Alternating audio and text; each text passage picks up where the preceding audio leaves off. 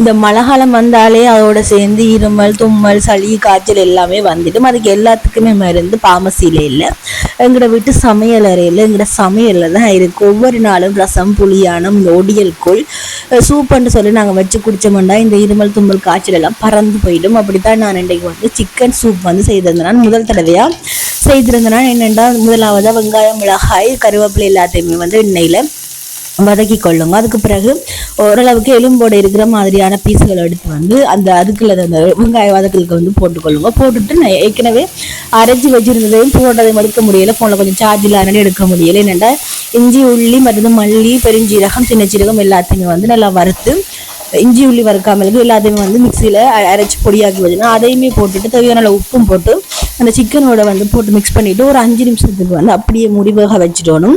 அதுக்கு பிறகு அதில் ஒரு 5 நிமிஷம் வேகினா பிறகு தேவையான அளவு தண்ணி விட்டு ஒரு 10 நிமிஷம் நல்லா கொதிக்க விட்டீங்களா சிக்கன் சூப் ரெடி ஆகிடும். கடைசியாக இறக்கைக்கு நிறைய மிளகுத்தூளை போட்டு இறக்கி போட்டு சாப்பிட்டீங்கன்னு சொல்லி சொன்னால் இந்த தும்மல் தடிமல் இடுமல் எல்லாம் காணாமல் போயிடும்.